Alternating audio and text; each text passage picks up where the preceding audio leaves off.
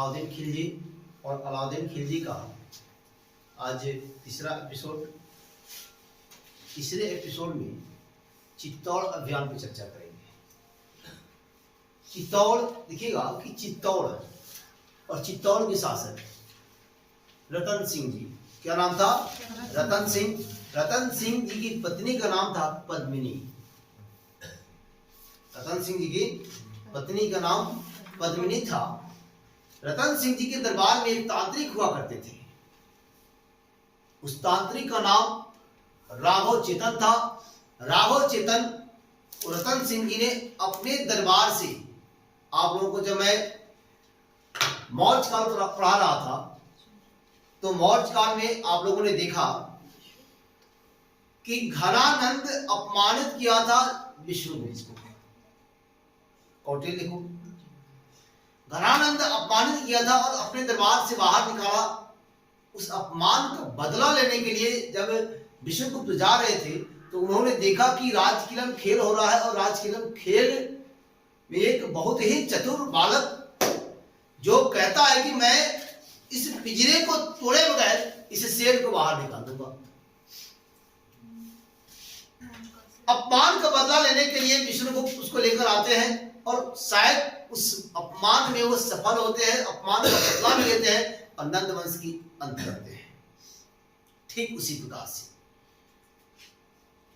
राघव चेतन, और राघव चेतन जो था वह तांत्रिक था। इस तांत्रिक को अपने दरबार से अपमानित करके रतन सिंह जी जो चित्तौड़ के शासक हुआ करते थे बाहर निकाल दिए। और यही राघव चेतन जब पहुंचता है अलाउद्दीन खिलजी के दरबार में तो कहता है, अरे अलाउद्दीन, तू अपने आप को बड़ा सुल्तान मानता है तो सुन। क्या सुन? रतन सिंह की पत्नी जो पद्मिनी है वह सबसे सौंदर्य स्त्री है। उसकी सुंदरता का वर्णन किया राघव चेतन अलाउद्दीन खिलजी से और यहीं से कहानी शुरू होता है। चित्तौड़ अभियान, अलाउद्दीन खिलजी चित्तौड़ अभियान करता है। चित्तौड़ अभियान करने के साथ ही आप देखिएगा इस युद्ध में रतन सिंह जी की पराजय होती है। पद्मिनी को वह अपनाना चाहता है लेकिन पद्मिनी जौहर कर लेती है। उनके साथ 16,000 रानियां एक साथ जौहर करती है और इस जौहर से दुखी होकर अलाउद्दीन खिलजी चित्तौड़ दुर्ग में कत्लेआम का आदेश जारी करता है। और दिखेगा कि तमाम राजपूत क्षत्रिय के साथ साथ अन्य वीर क्षत्रियों को भी कत्लेआम कर दिया जाता है,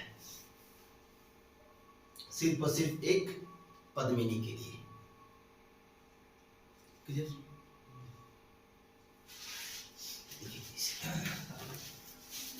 चित्तौड़ अभियान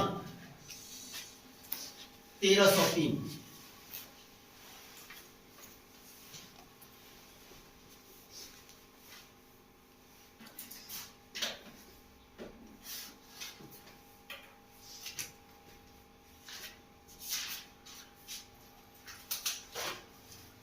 ईस्वी शासक की बात करते हैं। चित्तौड़ के शासक रतन सिंह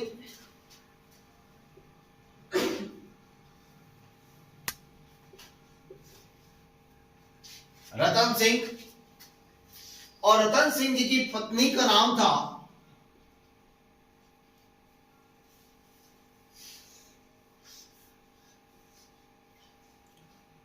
पद्मिनी। पत्नी पद्मिनी। अब देखिएगा कि चित्तौड़ अभियान, ऐसा कहा जाता है कि चित्तौड़ अभियान अलाउद्दीन खिलजी स्वयं किया था। चित्तौड़ अभियान अलाउद्दीन खिलजी स्वयं किया था। कारण उससे जो तांत्रिक था, तांत्रिक का नाम क्या मिलता है? राघव चेतन। राघव चेतन ने पद्मिनी के सौंदर्य का वर्णन किया था। क्लियर? आगे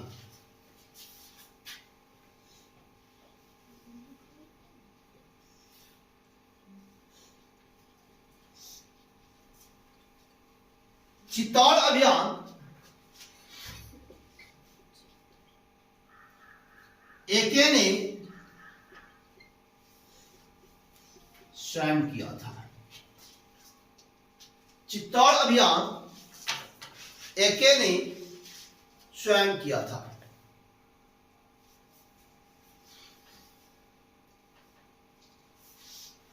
राघव चेतन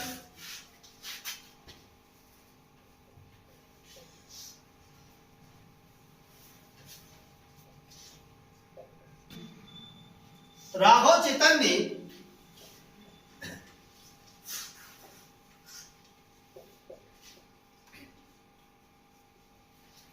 पद्मिनी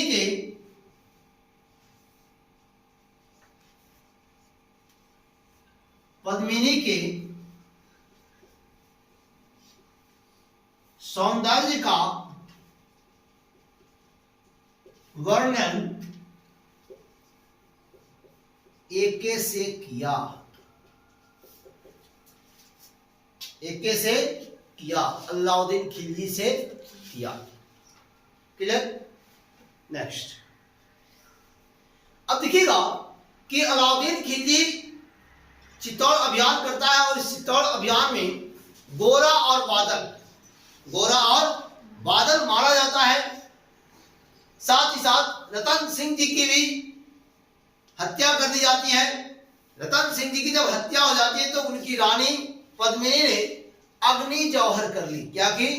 अग्नि जौहर कर ली, खुद को अग्नि को समर्पित कर दिया। और अकेले नहीं बल्कि ऐसा कहा जाता है कि 16,000 रानियों के साथ अग्नि जौहर किया था। क्लियर? नेक्स्ट,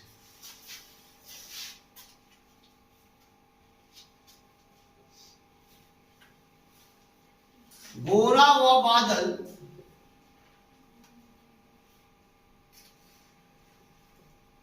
मारे गए या वीरगति को प्राप्त हुए। रतन सिंह जी की भी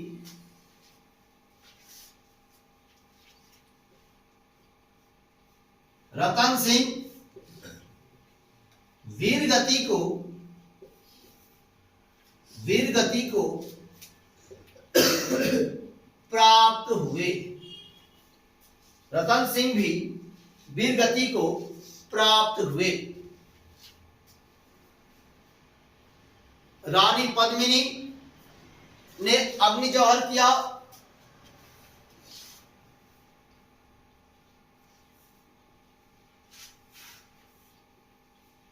रानी पद्मिनी ने अग्नि जौहर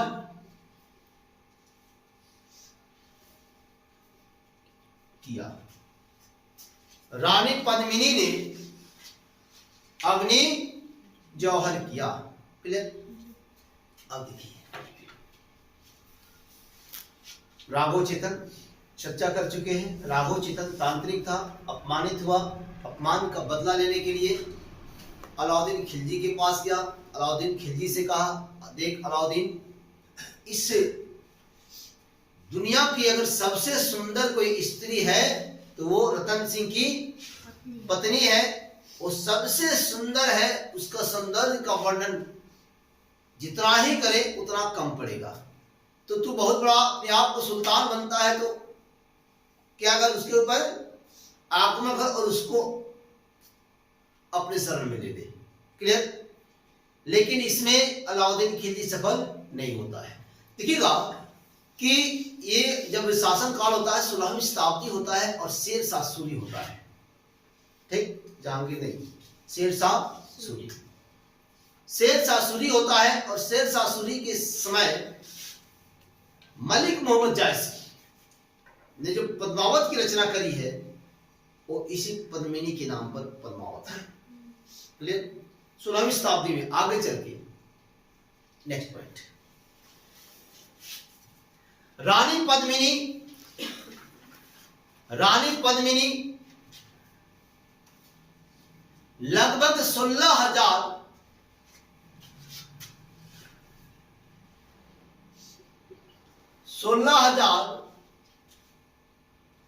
रानियों के साथ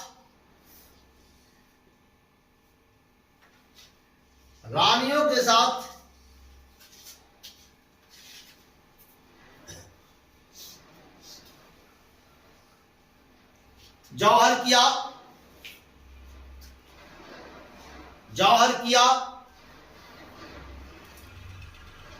अब देखिएगा कि जब 16,000 रानियों के साथ इन्होंने जौहर कर लिया और अलाउद्दीन खिलजी जिसके लिए अभियान चलाया और वही हाथ न लगे, क्या हो, वही हाथ न लगा, तो उन्होंने इस दुर्ग में कत्लेआम का आदेश जारी कर दिया कि तमाम जितने भी क्षत्रिय हैं, जितने भी लोग हैं, सबका कत्लेआम कर दो। और इस दुर्ग में खुलेआम कत्लेआम हुए, जिसमें राजपूत क्षत्रिय से लेकर के अन्य क्षत्रियों की भी कत्लेआम कर दी गई है। क्लियर? नेक्स्ट, चित्तौड़ किला जीतने के बाद, चित्तौड़ किला जीतने के बाद एके ने, चित्तौड़ किला जीतने के बाद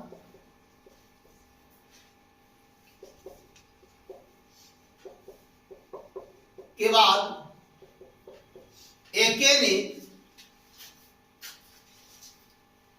अपने पुत्र खिज्र खां के नाम पर खिजराबाद किया। नाम क्या किया? खिजराबाद रखा। एके ने अपने पुत्र खिज्र खां के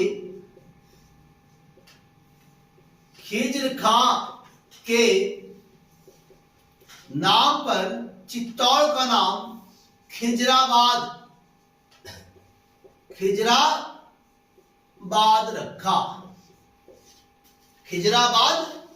रखा। क्लियर? Next point. अब देखिएगा कि चित्तौड़ अभियान के समय अमीर खुसरो, कौन? अमीर खुसरो जो अलाउद्दीन खिलजी के दरबार में रहा करते थे, अमीर खुसरो इनके साथ गए थे। क्लियर? लिखेंगे, चित्तौड़ अभियान के समय अमीर खुसरो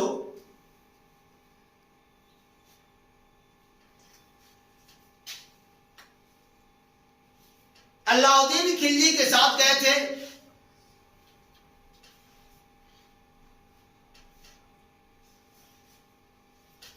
उन्होंने अपनी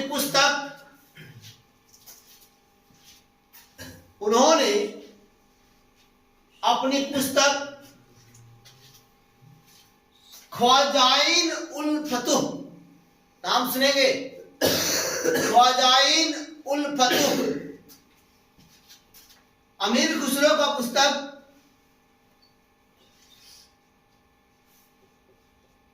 ख्वाजाइन उल फतुह,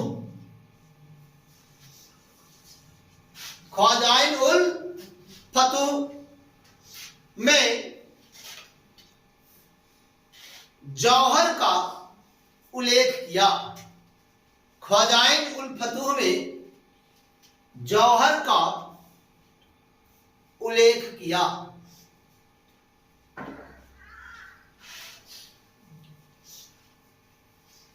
अब देखिएगा कि बाद में इसी जौहर का उल्लेख होता है 16वीं शताब्दी की, जो मैं चर्चा बार बार कर रहा हूं कि 16वीं शताब्दी में शेर शाह सूरी के समय, और इसमें मलिक मोहम्मद जायसी होते हैं जो पद्मावत, आप देखे होंगे कि पद्मावत के नाम से जो चर्चा होती है, तो इसी का उल्लेख करते हैं मलिक मोहम्मद जायसी का 16वीं शताब्दी में। उस समय शेर शाह सूरी का शासन होता है। Next point. बाद में जौहर शब्द का उल्लेख, जौहर का उल्लेख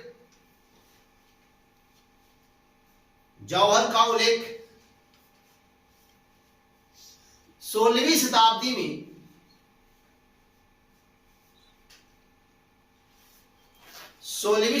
में शेर शाह सूरी के समय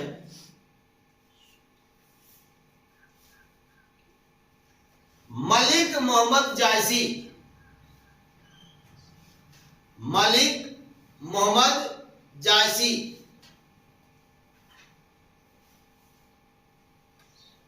ने अपने ग्रंथ पद्मावत में किया। मलिक मोहम्मद जायसी ने अपनी ग्रंथ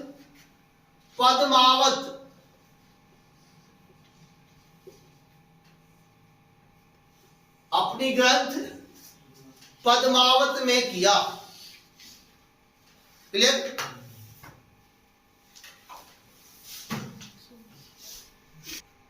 वारंगल अभियान, और देखेंगे वारंगल अभियान 2 बार होता है। वारंगल अभियान 2 बार, एक 1303 ईस्वी में। वारंगल अभियान कितने बार? 2 बार, 1303 और 1308 ईस्वी। 1303 में जो वारंगल अभियान होता है, यह मलिक छज्जू करता है। मलिक छज्जू। दूसरी ओर मलिक छज्जू करता तो है, लेकिन मलिक छज्जू इसमें पराजित होता है, हार जाता है, हार गया, पराजित होता है। और अगला जो अभियान होता है मलिक काफूर 1308 में करता है, और 1308 का मलिक काफूर।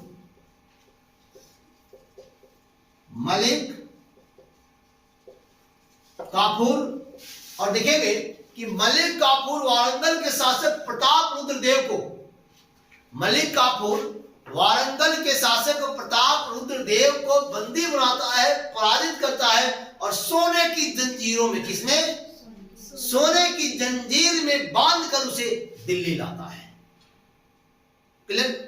जब दिल्ली लाता है तो ऐसा कहा जाता है, यहां थोड़ी सी कंट्रोवर्सी मिलती है, ऐसा कहा जाता है कि यही प्रताप रुद्र देव ने अलाउद्दीन खिलजी को कोहिनूर हीरा भेंट किया था। क्या? कोहिनूर हीरा भेंट किया था। और यही कोहिनूर हीरा देखिएगा शाह शुजा के पास होगा, यही कोहिनूर हीरा बाद में लंदन चला जाएगा। ठीक? तो कोहिनूर हीरा प्रताप रुद्र देव ने अलाउद्दीन खिलजी को भेंट किया था। क्लियर? अब एक चीज देखिए, मुस्लिम इतिहासकार प्रताप रुद्र देव को लहर देव के नाम से सुशोभित करते हैं।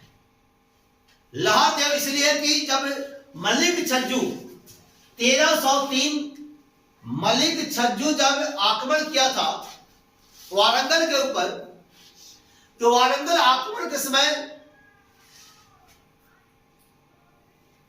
प्रताप रुद्र देव मलिक छज्जू की मार मार के लहर करा दी थी, लहर लगाया था, पूरा लहरा दिया था। और इसीलिए मुस्लिम इतिहासकार प्रताप रुद्र देव को लहर देव के नाम से भी पुकारते हैं। क्लियर?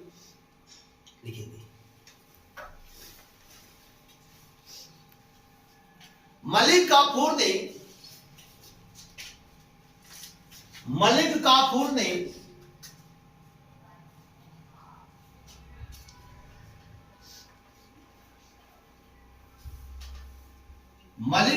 ने वारंगल के शासक प्रताप रुद्रदेव को पराजित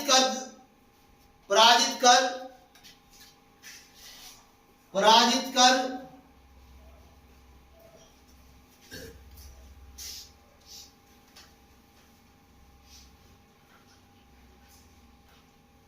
दिल्ली लाया।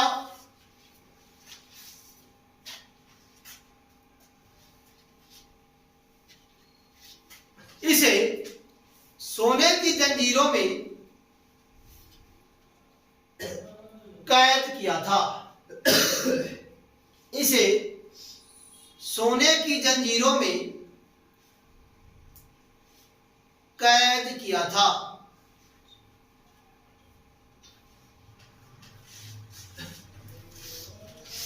किसमें? सोने की जंजीरों में। क्लियर?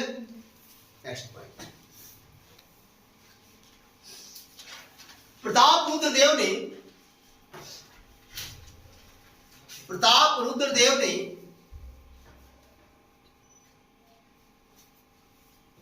कोहिनूर हीरा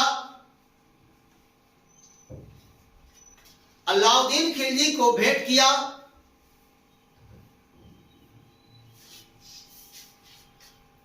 कोहिनूर हीरा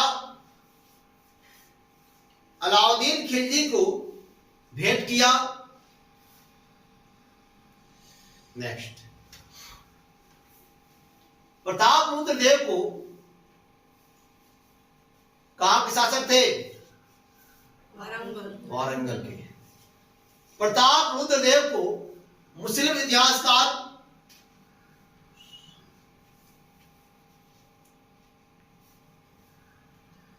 लहर देव के नाम से विभूषित करते हैं।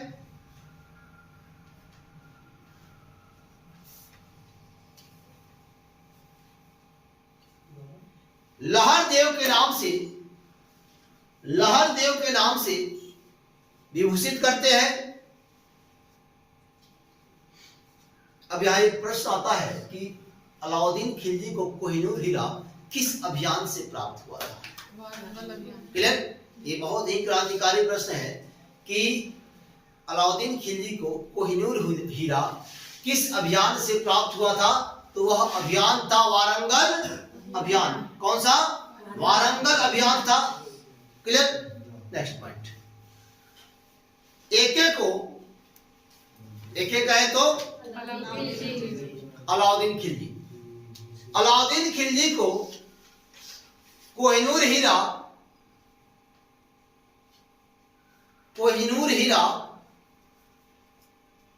वारंगल अभियान से प्राप्त हुआ।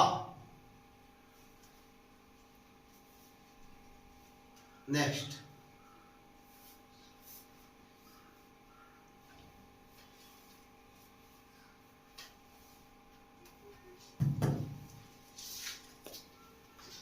अब देखिएगा कि अलाउद्दीन खिलजी दिल्ली सल्तनत का एक पहले ऐसे व्यक्ति थे, पहले ऐसे सुल्तान थे जिन्होंने अस्थाई सेना रखी। क्या रखी?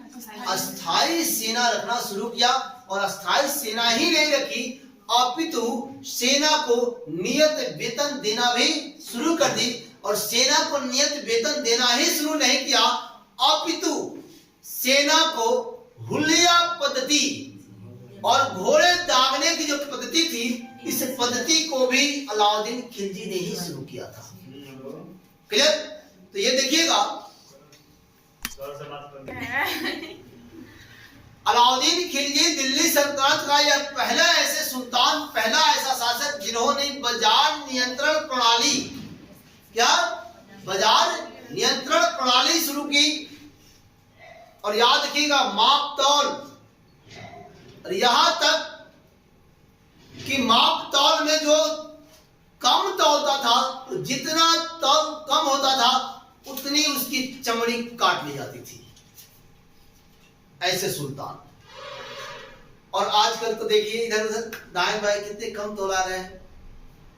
याद रखिएगा कि इन्होंने वर्तमान जीएसटी की तरफ, जो वर्तमान में जो जीएसटी है, जो अभी वर्तमान भारत में जो जीएसटी चल रहा है, ये मध्यकालीन भारत में अलाउद्दीन खिलजी ने इसको शुरू किया था। और कैसे शुरू किया था? तो एक स्थान और एक दाम के रूप में, एक स्थान और एक दाम के रूप में शुरू किया था। क्लियर? देखिएगा, 1311 और 1311 में होता है मदुरई आक्रमण। क्या? मदुरई आक्रमण। और इस 1311 के मदुरई आक्रमण में, इसमें 1311 मदुरई आक्रमण या मदुरई अभियान, मदुरई अभियान, जो मदुरई अभियान होता है, इस मदुरई अभियान में मदुरई के उस समय शासक हुआ करते थे वीर पांडे। कौन? वीर पांडे। और उनके भाई थे सुंदर पांडे। कौन? सुंदर पांडे। वीर पांडे और सुंदर पांडे के बीच में देखिएगा कि उत्तराधिकार का संघर्ष चलता था। उत्तराधिकार का संघर्ष चलता था कि मैं यहाँ का शासक बन जाऊं या मैं यहाँ का शासक बन जाऊं। इसी समय होता है क्या? मदुरई अभियान।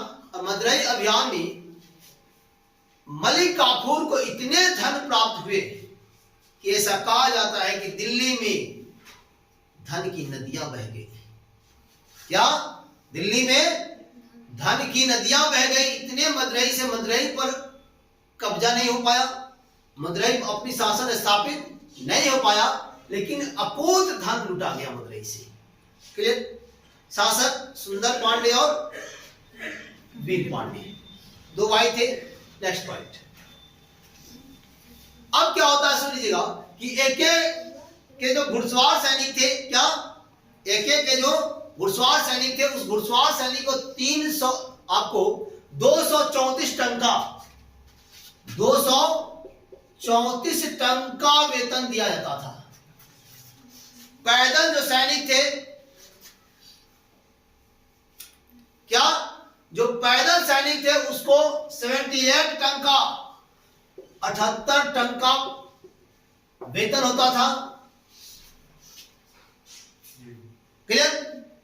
देखिए कैसे। अब यहां समझ लीजिएगा कि घोड़सवार को 234 टन का, पैदल को 78 टन का। अब एक चीज देखिए कि मदुरई से जो अकूत धन संपत्ति प्राप्त हुआ, तो वहां पे रिजर्व करने वाली बात आएगी। अगर कोई अमीर व्यक्ति हो तो महंगाई बढ़ेगा। क्या होगा? मांग बढ़ेगा। जब संपत्ति बढ़ेगी तो मांग बढ़ेगा, जब मांग बढ़ेगा तो महंगाई बढ़ेगी। तो महंगाई बढ़ेगी तो महंगाई पर रोक कैसे रहेगा? तो बाजार नियंत्रण प्रणाली होगी। क्या होगी? बाजार नियंत्रण प्रणाली होगी। जब बाजार नियंत्रण प्रणाली होगी तो उस बाजार को नियंत्रण करने के लिए एक अलग से बाजार नियंत्रण करने के लिए एक विभाग होगा। क्या होगा? एक विभाग होगा। इस विभाग का नाम दीवाने रियासत होगा। और इसी दीवाने रियासत और विभाग के साथ 4 प्रकार का बाजार, कितने? 4 प्रकार के बाजार के साथ होंगे कल उपस्थित। जय हिंद।